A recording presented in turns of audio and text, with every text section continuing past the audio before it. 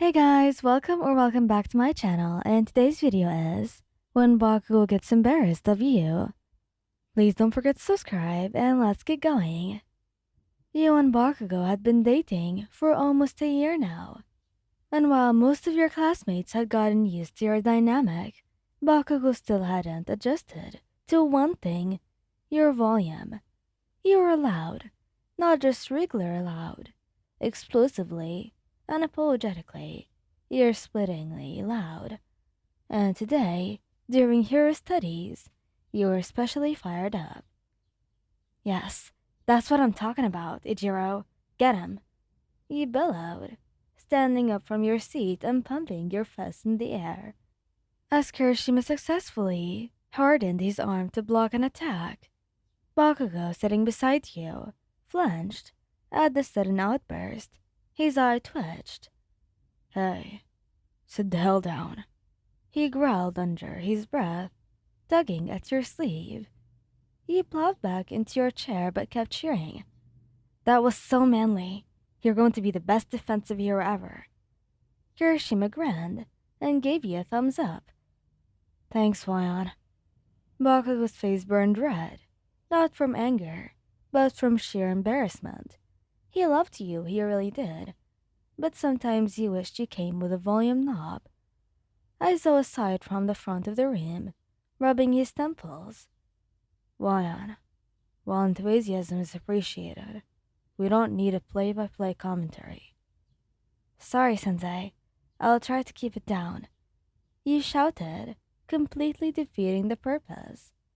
Bakugou groaned and slumped in his seat, dragging a hand down his face. Lunchtime. You were practically vibrating with energy as you sat across from Bakugou, recounting the morning's exercises. And then Midori did that super cool kick like, wow. Did you see it, Katsuki? It was like, I was there, dumbass. Bakugou grumbled, stabbing his food with more force than necessary. You don't gotta narrate every damn thing. You blinked. But it was exciting. Yes, and you were loud enough to wake the dead. He scowled, but there was no real bite to it. He pouted. You're just embarrassed 'cause I'm extra. Damn right I am. He muttered, cheeks stained pink. You're like a damn foghorn with legs. You gasped dramatically. Katsuki, that's so mean. Several heads turned in your direction. Bakugou's eye twitched again. You proved my freaking point. After school, Bakugou had pulled you aside before you could run off to hang out with the others. Now the two of you were alone, and he was glaring at you, like you'd personally offended him. We need to talk, Wyon. You tilted your head. About what? Your goddamn volume. You crossed your arms. And what about it? He exhaled sharply, running a hand through his spiky hair. Look, I get that you're excited about shit, but you don't gotta yell about everything, okay? It's embarrassing. You frowned. You're embarrassed of me. No, dumbass. He snapped, although his voice was softer now. I'm embarrassed for you. You're going to lose your damn voice one day. You grinned. Oh, you're worried about me? Don't flatter yourself. You stepped closer, poking his chest. Admit it, you love me, even when I'm loud. Bakugou's scowl deepened, but he didn't deny it. Instead, he grabbed your wrist and pulled you against him.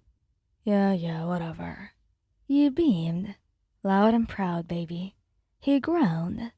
For frick's sake. And then he kissed you to shut you up. Bakugou's lips were warm and rough against yours, his hands gripping your waist, like he was both trying to pull you closer and push you away at the same time.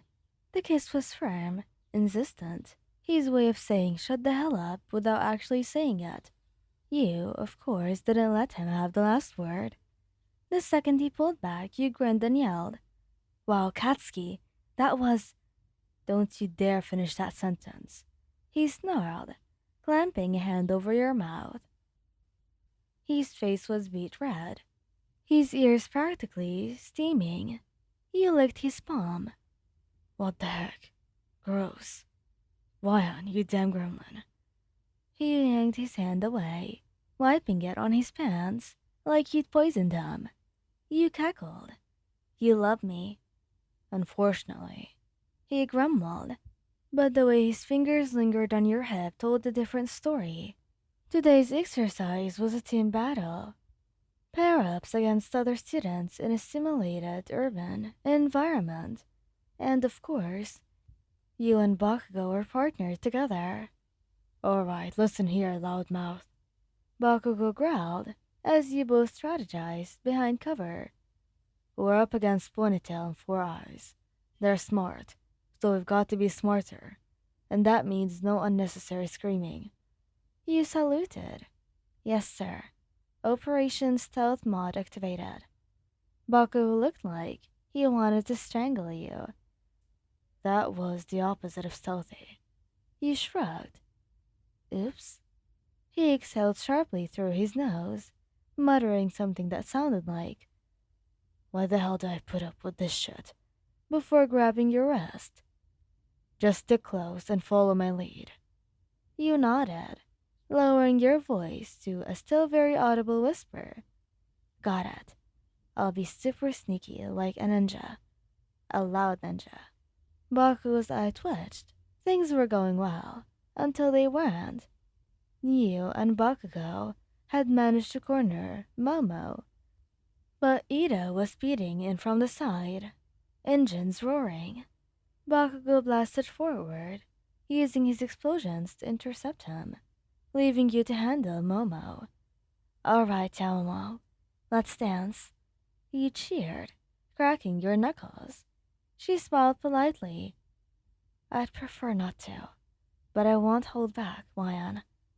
You lunged to her, and immediately tripped over a loose piece of rubble. Wait, shit! You wailed, arms filling as you crashed straight into her. Both of you went down into a tangle of limbs, and somewhere in the chaos, Momo accidentally created a giant, inflatable cushion, which immediately deployed beneath you with a loud noise, silence, and then... Wait, that was the best fail of my life.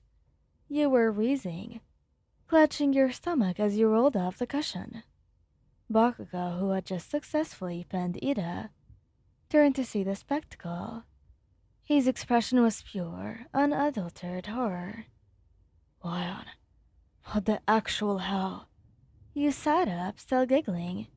I mean, it worked, right? She's down. Yairuzu groaned from the ground. Technically, yes. Bakugo looked like he was considering jumping off a cliff. But then he glanced at you again, laughing and being loud as you usually were, and he thought to himself, maybe he actually liked you better like this, full of yourself, not insecure about how loud you are, and just happy. Maybe he was going to stick with you being like this after all. Thank us for listening, and goodbye.